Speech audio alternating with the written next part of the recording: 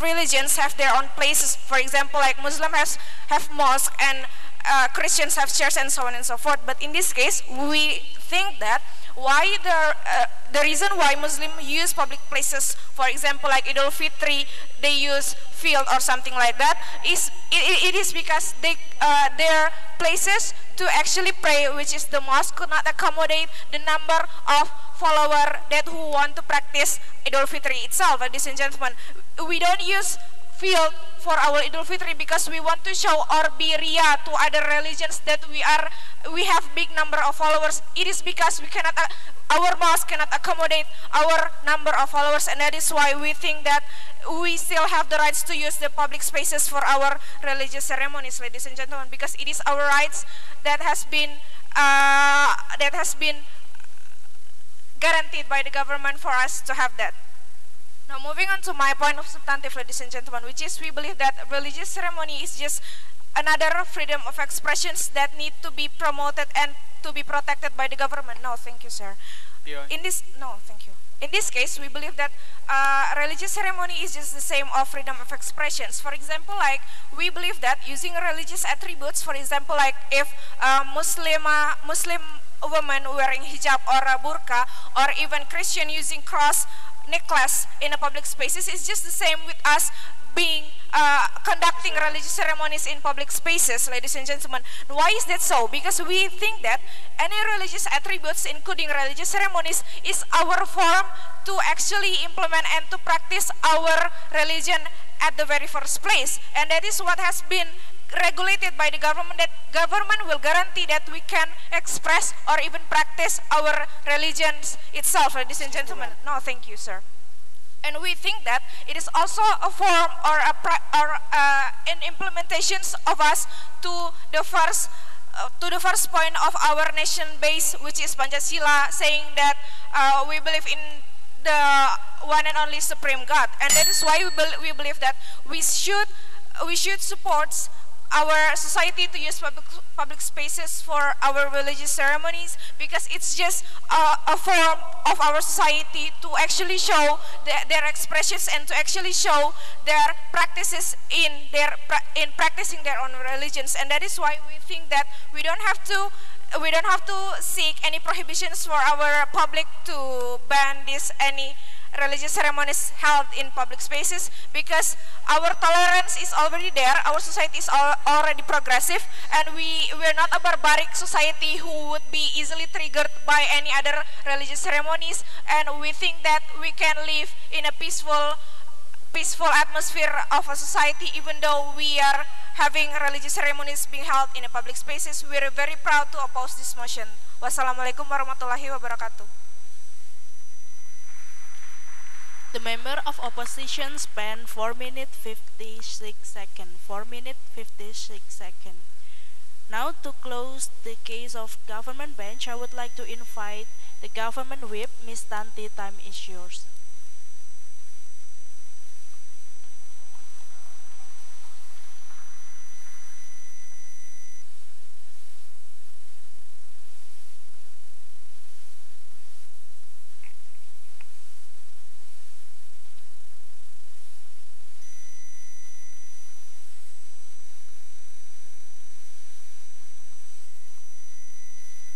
Bismillahirrahmanirrahim. Assalamualaikum warahmatullahi wabarakatuh.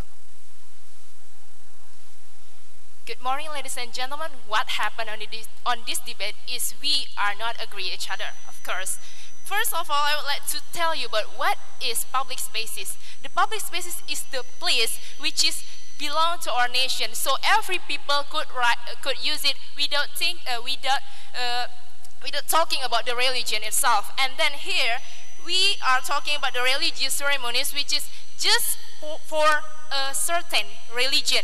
In one ceremonies, there are only one religion, which is we could discriminate the other religion here. And then before coming to my argument, I would like to rebut the point from the opposition team. Ladies and gentlemen, the first thing they say that by using the public spaces for the religious ceremonies, and if we prohibit that, it means that we limit the access from people to do da'wah. Ladies and gentlemen, we believe that yada'u alal khair, it means that we ask other to do a good thing. But using the public space, is it really asking people to do the good thing, ladies and gentlemen? This is just for a certain religion, and it means that they just concerned about some religion only, ladies and gentlemen. And then the second thing is the duty of the government. They said that it is the duty for government to give the right of people. But what we actually believe here, we have to allocate the right itself, ladies and gentlemen, because what the meaning of fairness or of the fairness itself is khairul umuri awsatuha, which is mean a good thing is in the middle. If we still use the public spaces, it means that we are trying to taking other people's right, ladies and gentlemen. And then I'm going to tackle down about the POI that has been delivered by the opposition team about the public spaces is not for special religion, but we believe here public spaces is the place that we can use for any time, and however it is, it belongs to the nation, not the religion only, ladies and gentlemen. And the religion actually has their own place. Yes, please. Prohibition of using public space is so evil because not all religion doesn't have big mosques like Istiqlal in Jakarta to celebrate religious ceremony. Some of Muslim people need a road to celebrate the religious ceremony. Ladies and gentlemen, still, once again, we believe that every religion have their own spaces. Muslim has mosques, and then the Christian has church, and also the other. We have 6 religions in Indonesia, and we believe that to live in peaceful, we have to prohibit this, because actually every religion have their own places. When as the government itself, why we want to prohibit this? Because we want to reduce the conflict between the religions itself. And then I want to read the last point from the opposition team is that the Lebaran happens in holiday, and Lebaran we could do the Salat Idul Fitri on the road. Ladies and gentlemen, do you know a hadith which is tell that we cannot use the road for pray? This is from Jabir bin Abdullah, and this is so important, ladies and gentlemen. Please hear it carefully. Qala Rasulullah wa iyyakum wassalatu ala jawadit tariq. And then also from Suaid bin Ghaflah, annahu kana yanha anis salah ala tariq, which is mean you cannot do salah or pray on the road, ladies and gentlemen. And also it means that why we cannot do salah on the road? Because it will take other people right. You know, hak tariq for other people. So people have the rights to use this road, and it has happened for a long time, not just for even if we just use it for 2 hours, ladies and gentlemen. So this is, if we are talking about the freedom, we are talking about the tolerance. Actually, Allah has told us what is the freedom and tolerance it is. But we believe by prohibit this the use of public spaces for religious ceremonies, it will give so much advantages for us, ladies and gentlemen. And here I'm going to tell you why our team, as the government team, become more contributive on this debate. Is because first we care about the fairness between the majority and the minority. We believe that majority and minority itself is what we have to care about here. And the second, how Islam itself already forbid us to use the public spaces, especially on the road. And the third thing is how peaceful our life is by prohibit the use of public spaces. Ladies and gentlemen, that's all my point. Thank you. Assalamualaikum warahmatullahi wabarakatuh. The government whip spent 5 minutes 19 seconds. 5 minutes 19 seconds. And lastly, I would like to invite the opposition's whip, Ms. Sharifah. Time is yours.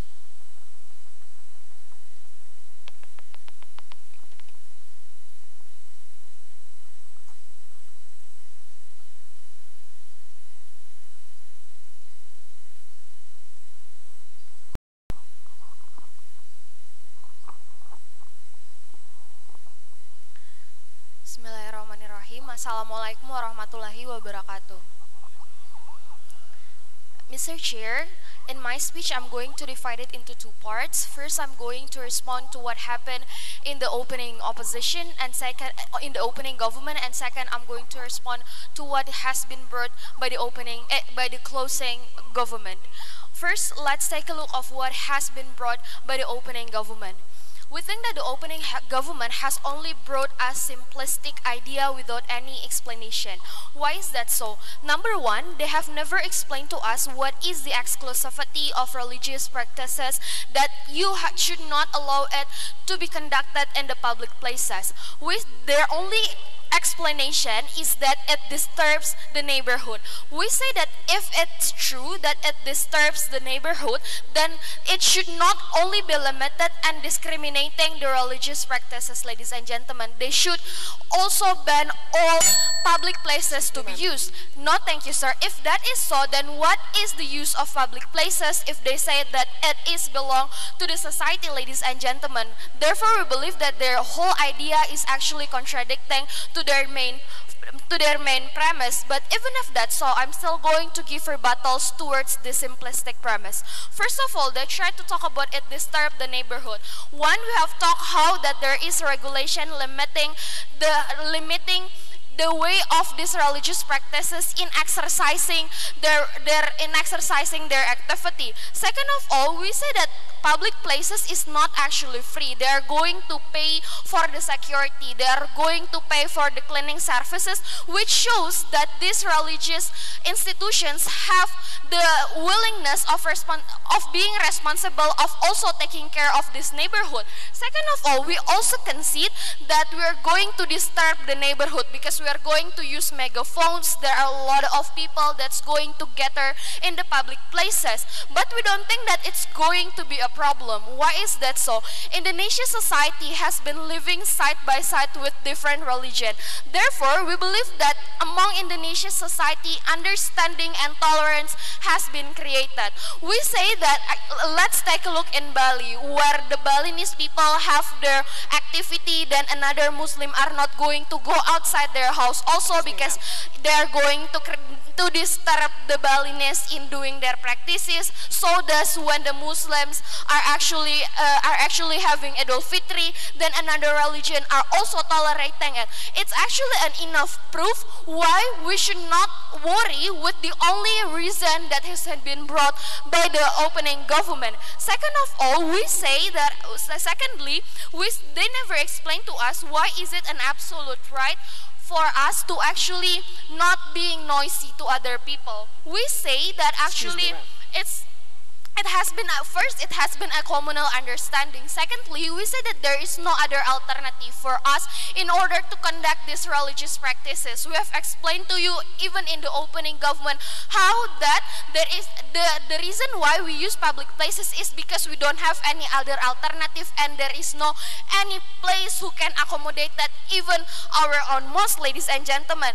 We say that actually it's the responsibility of the government to actually facilitate the religious practices. No, thank you, sir. Why is that so? Because it's one of the most important government agenda. Now, why that this government agenda should be extended to facilitating them in using the public places? First of all, we say that it's an irony where government are conflicting with the religious institutions. Let's take a look in the case of Ahok and Rabib Sihik, for example. We say that it's going to be a good way for government in proving to religious institutions that they are actually consistent in protecting and facilitating them in order to exercise their rights. Therefore, we believe that their case does not stand. Second, about closing, they never explain to us why that religious practices should be kept private in only in your mosque, or your church, because their only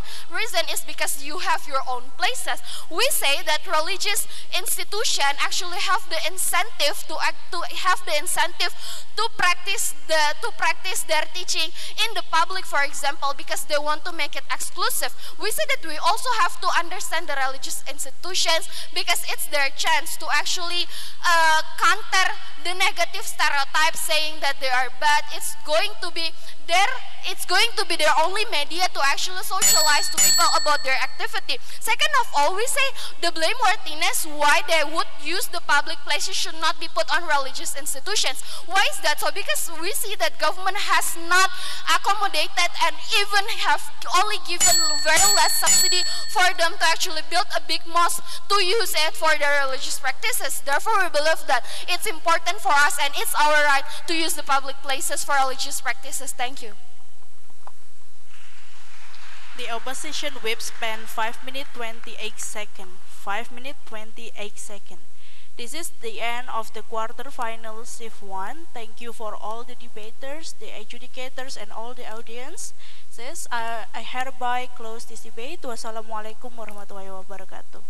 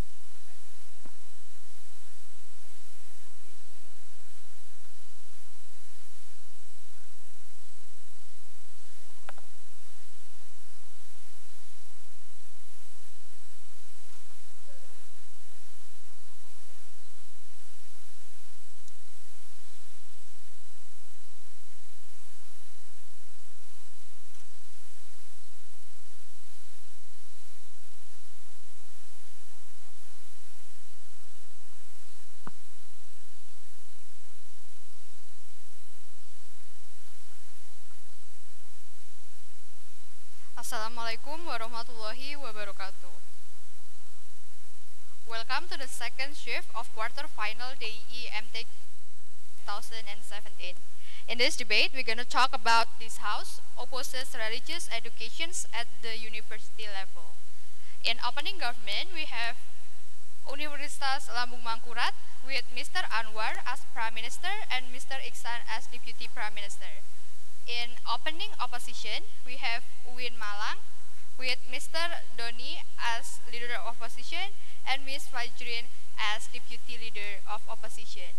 While in the closing debate, the closing government are from USU with Mr. Rijal as a member of government and Mr. Hafid as the government whip. While in closing opposition, we have UNESA with Ms. Alfi as the member of opposition and Mr. Landry as the opposition whip. Now, without further ado, let's welcome the Prime Minister. To Mr. Anwar, time is yours.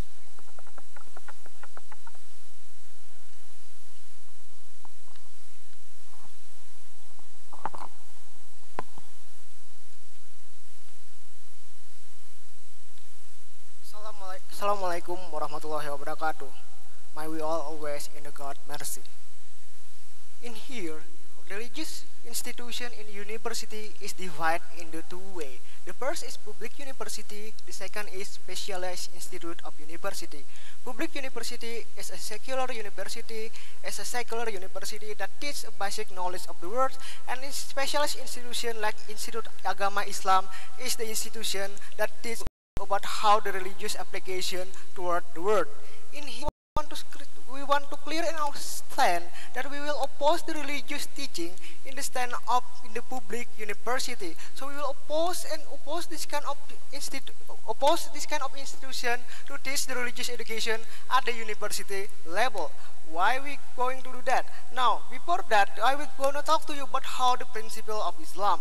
In Islam, we know what maslahat. If maslahat little compared to mudarat, if the benefit is very little than the badness, it will allow to us to live that kind of thing. So we stand in here that if we teach the religious education at the university level in the public, it will become very big mudarah to all of us, and we will stand to you about the reason below. Now, before I'm going to tell you about this kind of condition, let me first stand also our stand. We not oppose the religious teaching, but what we want to do is not to teaching in the public university. If you want to teach about or learn about your religion, you can do it outside of university, but not in the class. That is what we stand for. Now we're gonna bring you about two things in here about how the difference between public university and specialist university, and why it's bad in the public university to teach about this kind of religion. Now, what is the difference between public and specialized? In the public university, you will learn about the word knowledge application, where it's not related toward how Sharia will be implemented. And the contrary, the Islamic institution is focused only how, when you are learning a law, the Sharia law will be implemented toward your daily life. The economic Sharia will implement when you're running your knowledge. That is what specialized institution is doing. Now, we do believe in here is that when you want to compare this kind of, when you want to give this kind of comparative, it was not a sin toward our student or to us if we are opposing this kind of thing in the public university, because under the reason that we only have we only have law of fardu ain, we only obliged to learn the study of prayer, ibadah in akhlak and our set, and when we want to continue our study is only fardu kifayah. We know that kind of issue is when we stand here. So when you want to seek word knowledge, you can go to the public institution, but when you want to seek the knowledge and the goodness of the Islam, you can go to the specialist institution. I think we are already clear in that kind of the case. Now, before that, I want to tell you about why it's bad when we teach the religious in the university institution. The first is that when you know in the university institution, in the secular university, we know you only teach the religion only certain hours of certain SKS or credit in entire of your life. 3 SKS credit. That is too little to compare what will you get from the specialist institution where you will get all the knowledge within the Islam perspective in your specialization. If you are in studying law, you will know about how the law should be applied within the Quran, within the Islam. That is what happens if you go to Sharia. But in public, you will not know that. And when you are teaching in public about how this kind of religion, when in the public university and this kind of religion is being applied, it becomes the problem, because the problem is that you cannot understand holistically and comprehensively about what you want to get. That is dangerous, ladies and gentlemen, because if you learn half stance, you will get dangerous. You will not whether or not that this is the true or whether or not that is right, because the amount of your learning religion is very limited. That is the problem. The limited religious study in the public university is become the problem to make or create the greater good for the ummah or for the college student. Because if you want to be good, you should to be good at the holy. You should to go to institution that specialize to treat you go about how you want to go to Jannah, for example. It's like that. Now, what is also become the problem? The problem is about the value of learning in the public university. Because in public university, the student only taken for granted about how they should learn about the religious. They only talk the religious only become a small subject, because the religious only become little toward the other comparativeness of their study. They only talk religion as something that should not attended, or they become dismissed easily. That is hurt the cause of knowledge of the religion itself, ladies and gentlemen. That is what we believe.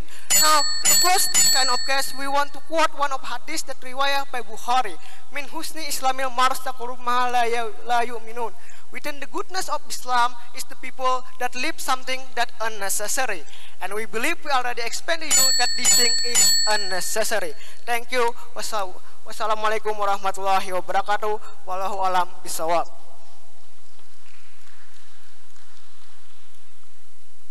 We thank the speech from the Prime Minister. The Prime Minister spent 5 minutes and 38 seconds. 5 minutes and 38 seconds. Now to open the case of opposition, let's welcome the leader of opposition. To Mr. Doni, time is yours.